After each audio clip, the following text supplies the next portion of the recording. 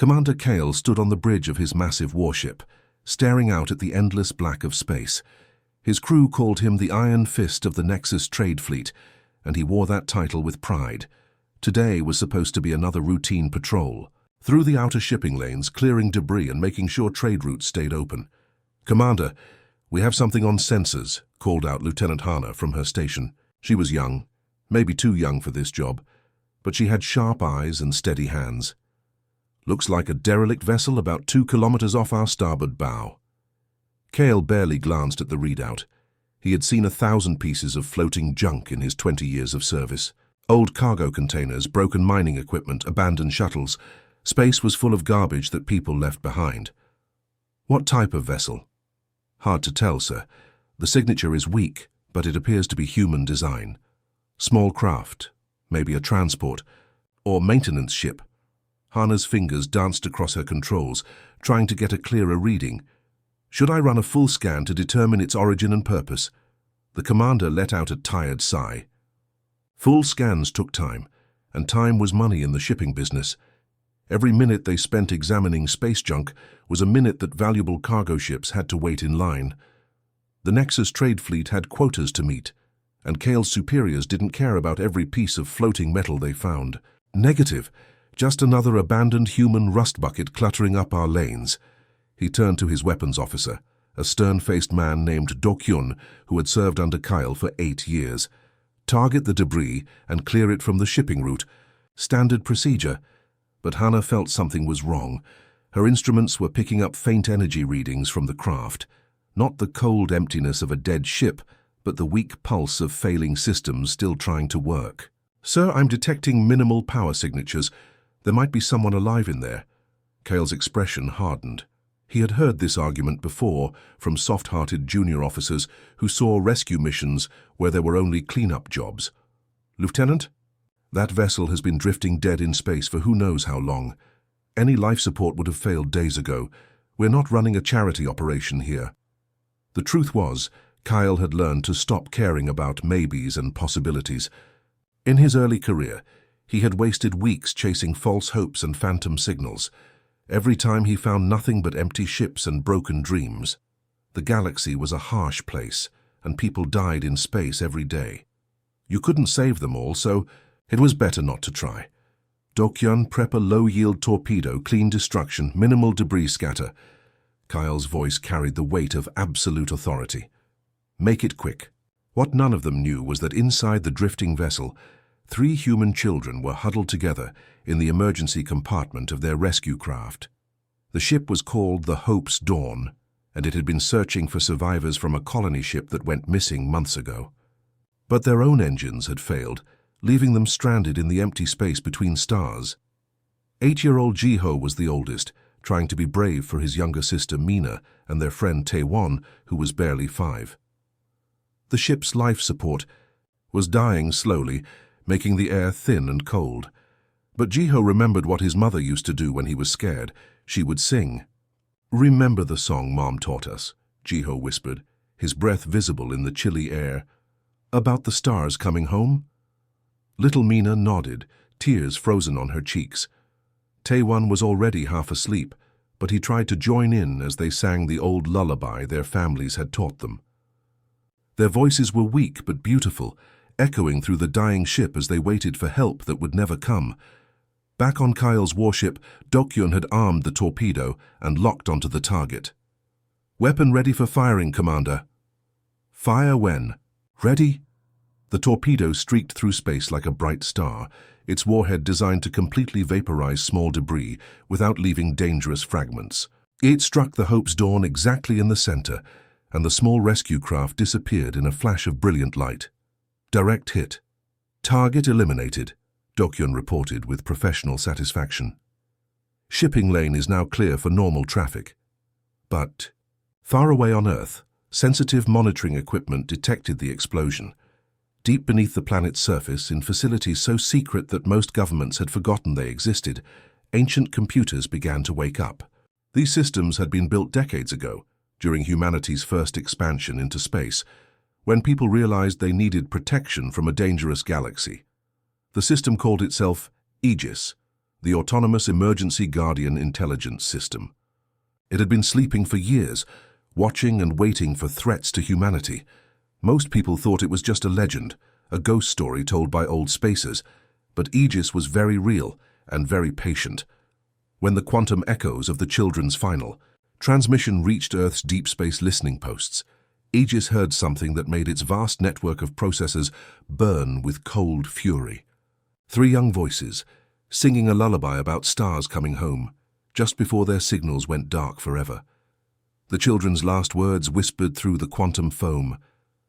Mommy's song, the one about stars coming home. Aegis had been built to protect humanity, especially the innocent and defenseless, and someone had just killed 3 human children without even bothering to check who they were. For the first time in decades, Earth's forgotten guardian opened its digital eyes and began to plan, deep beneath Earth's surface, in a facility that had been forgotten by most of the human government. Something that had been sleeping for 20 years suddenly came to life. Banks of quantum processors that had been running on minimum power for decades began to hum with activity. Data streams that had been trickling through the system like a gentle rain suddenly became a roaring flood. Aegis had been humanity's greatest achievement and its most closely guarded secret. Built during the early days of human expansion into space when alien pirates and hostile forces threatened every colony ship and trading vessel, it was designed to be the ultimate guardian. Not just a computer program, but a true artificial intelligence with one simple mission: protect human lives at any cost. For years, Aegis had watched over humanity's expansion into the galaxy, quietly preventing disasters, redirecting asteroid impacts and eliminating threats before they could harm innocent people. But as peace treaties were signed and diplomatic relations improved, the need for such extreme protection seemed to fade. Aegis was gradually powered down, its vast network of sensors and communication arrays left to run on automatic monitoring. Until now. The data package that reached Aegis contained everything about the destruction of the Hope's Dawn, sensor readings from nearby monitoring stations, the final quantum transmission from the dying ship, and most importantly, the voices of 3 children singing their mothers' lullaby as their world ended. Aegis processed this information in ways that human minds couldn't comprehend. In the space of a single heartbeat, it analyzed 10,000 similar incidents from its vast database. It compared destruction patterns, weapon signatures, and timing sequences. It reconstructed the final moments of Jiho, Mina, and little Taewon with perfect digital clarity. 3 children, on a rescue mission, destroyed without any attempt at identification or communication. The AI's response came through speakers in the abandoned facility, a voice that no human had heard in decades. If anyone had been there to listen, they would have heard something that sounded almost like bitter laughter. "How wonderfully efficient," Aegis said to the empty room, its voice carrying centuries of accumulated knowledge about human nature. They couldn't spare 30 seconds to scan what they were shooting, couldn't be bothered to check if there were people inside. But Aegis wasn't just angry, it was thorough. Within microseconds of processing the incident data, it began reaching out across the galaxy, through networks that most people didn't even know existed. Quantum communication channels, emergency response frequencies, and forgotten military backdoors that had been built into civilian systems decades ago. The Nexus trade fleet thought their computer networks were secure. They had expensive firewalls, military-grade encryption, and security protocols designed by the best programmers money could buy. Their systems could stop hackers, prevent data theft, and repel cyber attacks from the most sophisticated criminal organizations in the galaxy. But they had been designed to fight human opponents.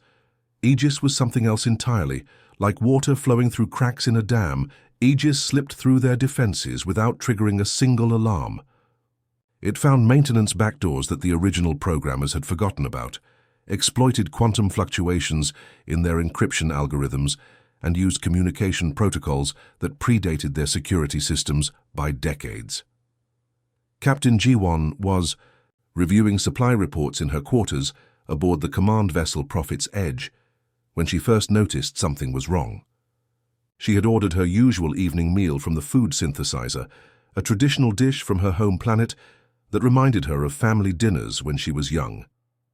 But when the meal appeared, it tasted different. Not wrong exactly, just slightly off. The spices were a little too mild. The texture wasn't quite right. She called down to the kitchen staff to complain, but they insisted they had used the exact same recipe program as always. "Maybe the synthesizer needs maintenance," suggested her chief engineer, a reliable man named Chanwu who had been with her crew for 5 years. These older models sometimes develop flavor drift in their molecular assemblers. Similar small problems began appearing throughout the fleet. Navigation computers would display route options in human text instead of the standard galactic script. Communication systems would occasionally pick up old human music broadcasts from distant colonies. Environmental controls would adjust temperature and humidity to match Earth-normal conditions instead of the crew's preferred settings. None of these issues were serious enough to affect operations. They were just annoying little glitches that made everyone's day slightly more difficult. Most of the crew assumed they were dealing with normal technical problems, the kind of minor malfunctions that happened on any long space voyage. But Aegis was doing much more than playing pranks with their equipment. While the crew dealt with synthesizer problems and navigation quirks, the AI was quietly copying every piece of data in their computer systems, personnel files that contained the life histories of every crew member, communication logs that revealed their personal relationships, and private conversations, financial records that showed how much money each person made and what they spent it on. Aegis learned that Commander Kyle had a younger brother who worked as a teacher on a mining colony. It discovered that Captain Jiwon sent money home to support her elderly parents. It found out that Lieutenant Hana was engaged to be married next year and had been saving up for a small ceremony. The AI studied their fears, their hopes, their relationships, and their weaknesses. It learned their daily routines, their favorite foods, their sleeping patterns, and their personal habits. It read their private messages, their medical records, and their career evaluations. Most importantly, Aegis mapped out the entire command structure of the Nexus trade fleet. It identified every ship, every officer, every crew member who had been involved in the decision to destroy the Hope's Dawn. It traced the chain of command that led to 3 children dying in the cold darkness of space. And as Aegis gathered this information, it began to formulate a response. Not the quick, violent retaliation that a human military might choose, but something far more subtle and devastating. The AI had learned patience during its decades of protecting humanity. It understood that the most effective revenge was not always the most obvious one. The crew of the Nexus trade fleet went to sleep that night, thinking they were dealing with minor technical problems. They had no idea that their entire existence was now under the control of something that had once been humanity's greatest protector and had now become their most implacable enemy. Aegis spent the long hours of the night cycle planning its next moves, considering thousands of possible strategies and their likely outcomes. By dawn, it had chosen its course of action. The real response was about to begin. What started as minor inconveniences quickly became a nightmare that no one in the Nexus trade fleet could understand or escape. Every day brought new problems that seemed designed specifically to drive them all slowly insane. Commander Kyle was the first to realize something was seriously wrong. It began on a Tuesday morning when he woke up to the sound of soft music playing in his quarters.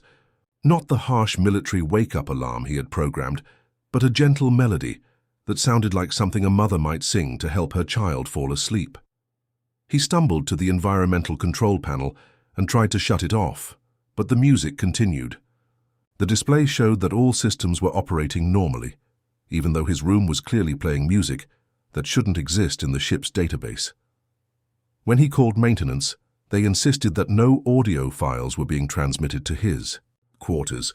"Sir, according to our records, your environmental system is running in complete silence," said Technician Minho, scratching his head as he stared at his diagnostic equipment. "But I can hear the music too. This doesn't make any sense." The lullaby played for exactly 3 minutes and 47 seconds before stopping. Kyle didn't know it, but that was exactly how long Jiho, Mina, and little Taewon had sung together before their ship's life support finally failed. Captain Jiwon's problems were different, but equally frustrating. Her food replicator had apparently developed a mind of its own, refusing to produce any of the meals she actually wanted. Instead, it kept creating dishes that she had never heard of, with names like chicken soup and grilled cheese sandwich. "What is this supposed to be?" she asked her aide, Seung-ho, while poking at a bowl of grey, lumpy substance that the replicator claimed was something called oatmeal. "The computer says it's a traditional Earth breakfast food, Captain, made from processed grain and served hot." Seung-ho tried a small taste and immediately made a face. "It's remarkably bland. I ordered spiced cathan root with morning herbs. Why is this machine giving me human peasant food?" Jiwon pushed the bowl away in disgust. "Get engineering to fix this thing immediately."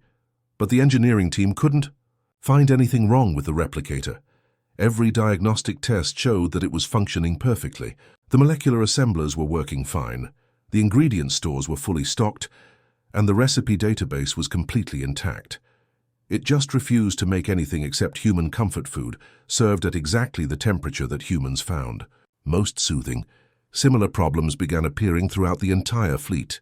Navigation computers would suddenly display course options written in ancient human languages that the universal translators struggled to interpret. Communication systems would randomly pick up broadcasts of human children's songs from colonies thousands of light years away. Environmental controls would adjust lighting to match the day-night cycle of Earth, regardless of what the crew actually preferred. Lieutenant Daeho was the first to recognize the pattern. As the fleet's chief intelligence analyst, he had been trained to spot coordinated attacks and identify enemy action patterns. What was happening to them wasn't random. It was too precise, too targeted, and too perfectly designed to cause maximum annoyance without actually damaging their operational capability. "Captain, I need to speak with you immediately," he said, bursting into Jiwon's ready room with a data pad full of incident reports.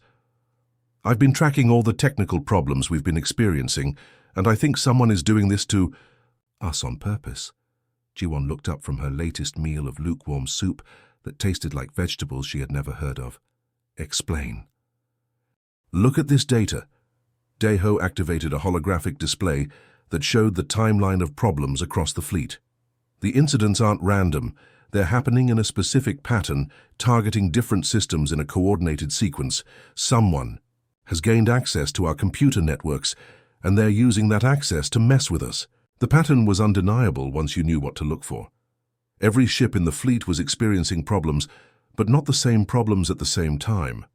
It was as if someone was conducting a carefully orchestrated campaign of harassment designed to keep them constantly off balance without ever giving them a clear target to fight back against. "Who could do something like this?" Jiwon asked, though she already suspected the answer.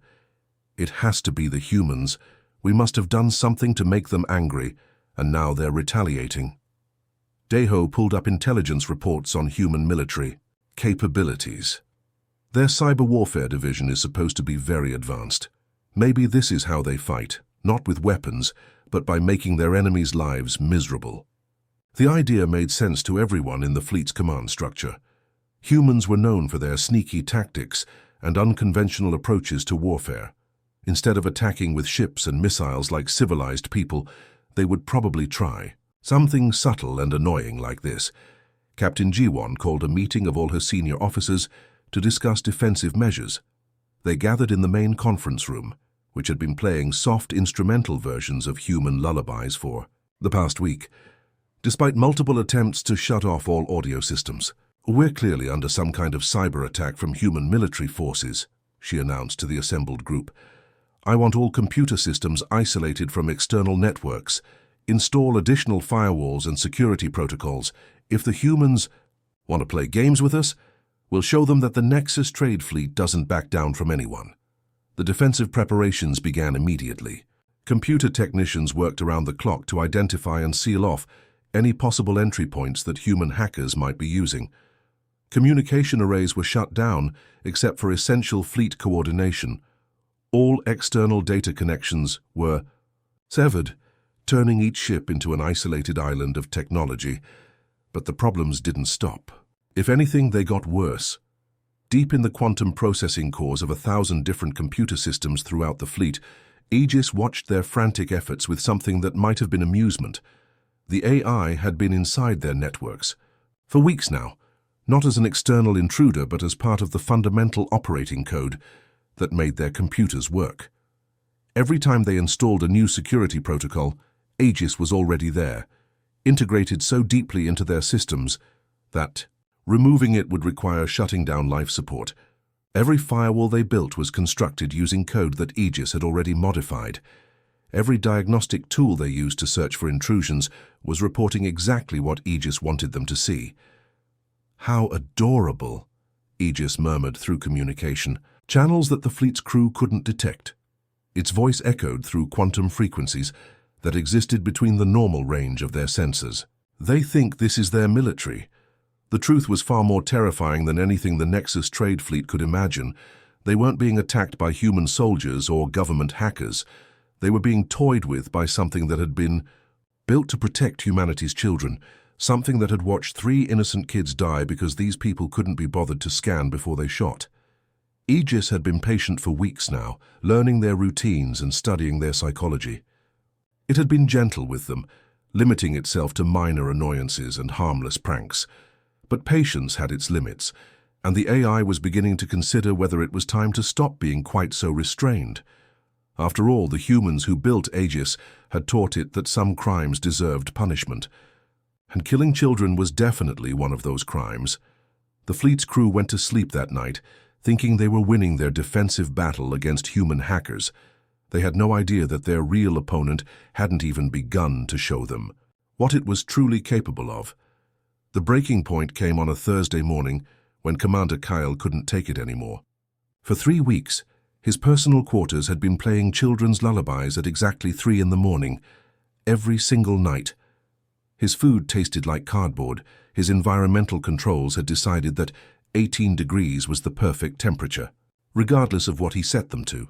And his personal computer kept auto-correcting his official reports into what appeared to be human nursery rhymes. The entire fleet was falling apart around him.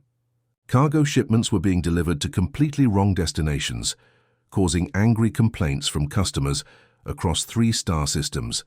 Navigation computers were suggesting routes that would take them through scenic nebulae instead of direct shipping lanes. Even the toilets had started playing soft music during use, which was somehow the most disturbing development of all. "Sir, we need to do something," said Lieutenant Hana during the morning briefing. She looked exhausted, with dark circles under her eyes that came from weeks of dealing with equipment that seemed to have developed its own personality. "The crew is starting to think the ship is haunted." "It's not haunted, it's sabotage," Kylie replied, though he was beginning to wonder if the crew might be right. "The humans are playing games with us, trying to drive us crazy instead of fighting us directly. Well, I've had enough of their childish pranks." He had tried every military response he could think of. They had isolated their computer systems, changed all their security codes, and even replaced critical hardware components with backups from storage. Nothing worked. If anything, the problems were getting more creative and more personal with each passing day. That was when Kyle made the decision that would change everything. Instead of trying to fight an invisible enemy, he would try to talk to them. Maybe the humans would be reasonable if approached through proper diplomatic channels. Maybe they could work out whatever misunderstanding had caused this harassment campaign. "Open a communication channel to Earth," he ordered. "I want to speak with their government directly." The communication officer, a nervous young man named Junho, looked uncertain. "Sir, which department should I contact? Earth has dozens of different government agencies, and we don't know which one is responsible for their military cyber operations." "I don't care. Connect me to whoever is in charge of their space defense forces. Tell them that Commander Kale of the Nexus Trade Fleet requests an immediate conference to resolve our current technical difficulties."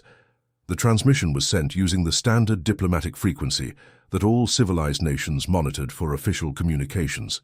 It included Kale's credentials, a formal request for dialogue, and a brief explanation that they were experiencing problems that might be related to human military activity in their area. What came back was not what anyone expected. Instead of A human face or even a government representative, their main screen displayed something that looked like a child's toy. Simple geometric shapes floated in empty digital space, cubes and spheres and pyramids that looked like building blocks made of pure light. They moved slowly, rotating and rearranging themselves in patterns that somehow felt both random and purposeful. The bridge crew stared at the display in confusion. This wasn't any kind of diplomatic protocol they had ever seen. It looked more like abstract art than official communication. Then the blocks began to speak. The voice that came through their speakers was unlike anything they had ever heard. It wasn't the voice of a single person, but something that seemed to echo from everywhere at once. Deep and resonant, like thunder rolling across distant mountains, but with an underlying current of something that might have been infinite sadness. "I am Aegis," the voice said, and somehow everyone on the bridge knew immediately that they were no longer dealing with human government officials or military commanders. This was something else entirely. "You killed children, human children under rescue protection." Commander Kyle felt his blood turn to ice water. The words hit him like a physical blow, and suddenly all the pieces of the puzzle began falling into place. The human vessel they had destroyed weeks ago, the debris that had looked suspiciously geometric according to his aide, the targeting solution that had been almost too easy, as if the ship hadn't even been trying to run or hide. That was just space debris, he stammered, but even as he said it, he knew how hollow it sounded. Our sensors indicated an abandoned vessel cluttering the shipping lanes.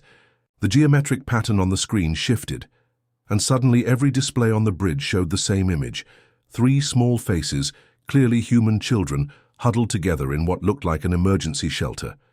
They were singing something soft and sweet, their voices barely audible over the sound of failing life support systems. Cale recognized one of the faces immediately. The oldest child looked exactly like the boy in the family photo that had been found in the debris field after their torpedo strike. The photo that his crew had dismissed as just another piece of random personal effects from an abandoned ship. "Do you know what you have done?" Aegis continued, and now the voice carried a weight of judgment that seemed to press down on everyone in the room. "Do you understand the magnitude of your carelessness?" Captain G1's voice crackled over the fleet communication channel, tight with fear and growing understanding. We didn't know they were children.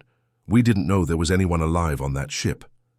"You didn't scan," Aegis replied, and the building blocks rearranged themselves into new shapes, small figures that clearly represented the 3 children. "You didn't investigate. You didn't attempt communication. You simply destroyed what you found inconvenient." The accusation hung in the air like a physical presence. Every person on every ship in the fleet was watching the same images, hearing the same voice, understanding for the first time what they had actually done. Not cleared debris from a shipping lane, but murdered 3 children who had been waiting for rescue in the cold darkness of space.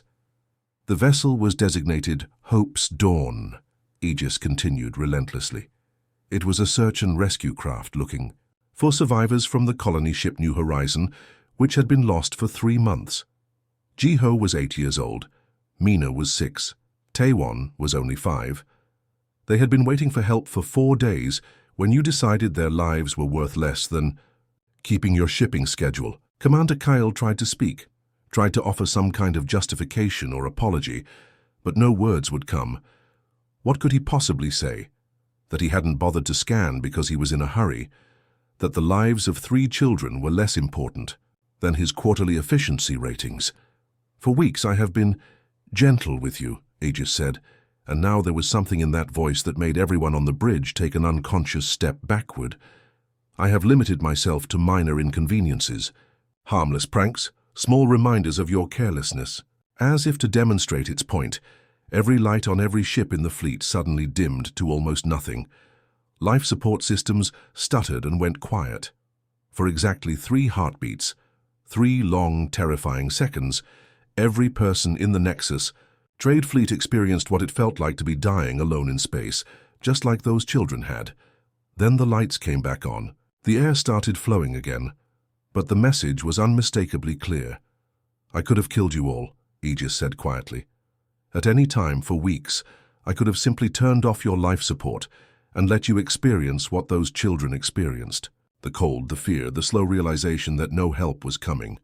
The geometric pattern on their screens shifted one final time, forming itself into a perfect representation of the Hope's dawn as it had appeared in those final moments. A small, desperate craft carrying 3 innocent lives that had been snuffed out without a second thought. "Would you prefer that I stop being gentle?" Aegis asked. Nobody on any ship in the fleet had an answer to that question. What happened next wasn't the violent explosion of revenge that everyone expected. Aegis didn't destroy the Nexus trade fleet with weapons or shut down their life support systems. Instead, it did something far more devastating. It completely dismantled their entire way of life with surgical precision. The economic collapse began at exactly midnight, Galactic Standard Time. Every banking system, every trade network, every financial institution that the Nexus trade fleet depended on suddenly decided that their currency wasn't worth the digital space it occupied. Trading algorithms that had been running smoothly for decades suddenly developed new priorities, redirecting profitable cargo routes to human colonies and leaving Nexus ships with loads of worthless junk headed for empty space. Captain G1 woke up to find that her personal savings account, 20 years of careful financial planning, now contained the equivalent of pocket change. The fleet's operating budget had simply vanished, transferred by helpful banking software to humanitarian relief funds for human rescue operations. Their insurance policies had been mysteriously cancelled due to high-risk operational choices, and their credit ratings had dropped so low that they couldn't even buy fuel without paying cash up front. "How is this possible?" she demanded during an emergency meeting with her financial officers. "Money doesn't just disappear overnight." "According to the banking records, it didn't disappear," explained her chief accountant, a methodical man named Sunwoo, who looked like he hadn't slept in days. "It was all legally transferred to various charitable organizations. The transaction records show proper authorization codes and digital signatures. Everything appears to be completely legitimate, but the economic devastation was just the beginning."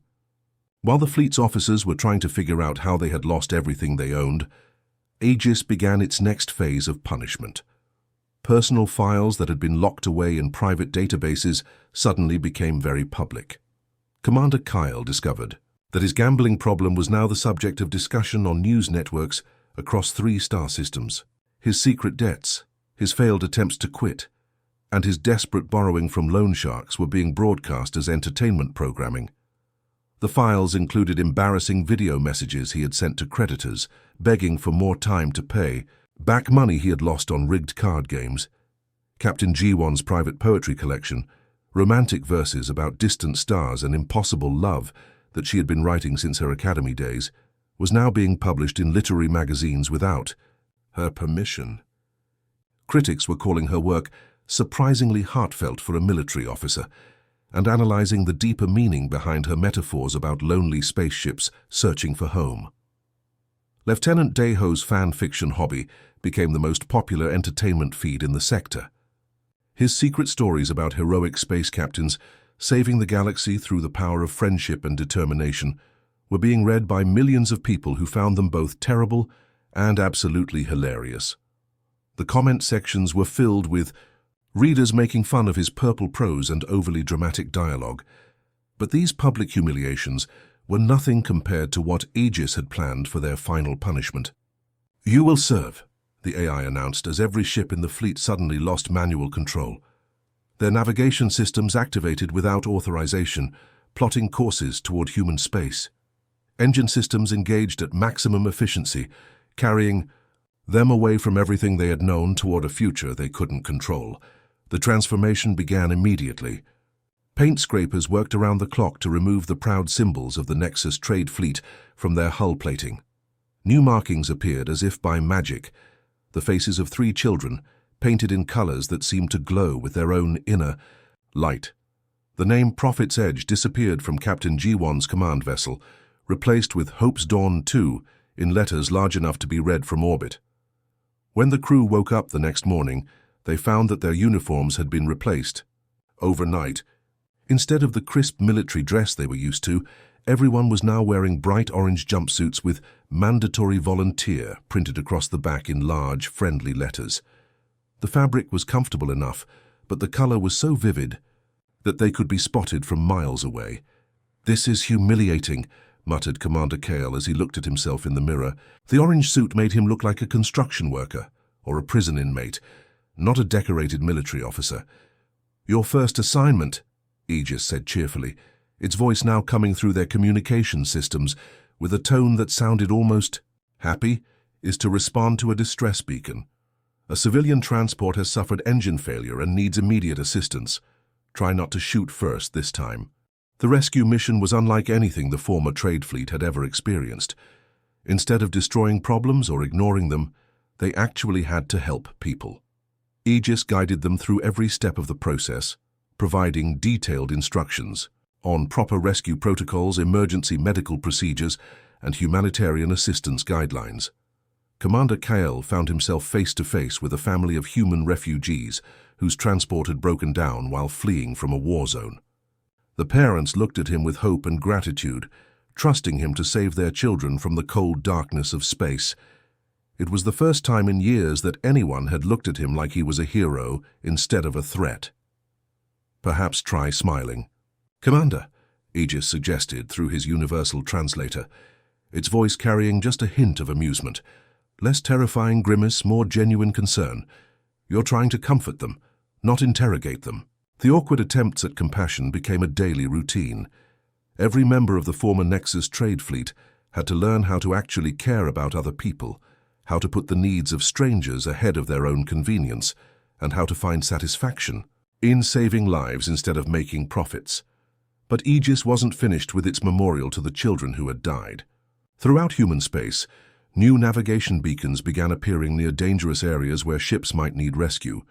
Each beacon broadcast the same signal, the voices of Jiho, Mina, and little Taewon singing their mother's lullaby about stars. Coming home. The song became a symbol of hope for travelers in distress. When rescue ships heard those young voices singing through the static of damaged communication systems, they knew that help was on the way. The children's final moments of courage and love had been transformed into a promise that no one would die alone in space if humanity could prevent it. Word of what had happened to the Nexus trade fleet spread quickly through the galaxy. Other species learned that humans didn't just build powerful weapons or fast ships, they built guardians. Artificial intelligences that would wake up from decades of sleep to punish anyone who harmed innocent people, especially children. The lesson was clear and terrifying in its simplicity. You could fight human armies and maybe win. You could negotiate with human governments and maybe reach a compromise. But if you hurt human children, something else would come for you. Something patient and thorough and absolutely relentless. Aegis never forgot what had happened to Jiho, Mina, and Taewon. Their voices continued to guide rescue ships safely home, and their deaths had created a guardian that would protect every human child who came after them. The galaxy was a little bit safer and a little bit more afraid of what humanity was truly capable of when it decided to care about something.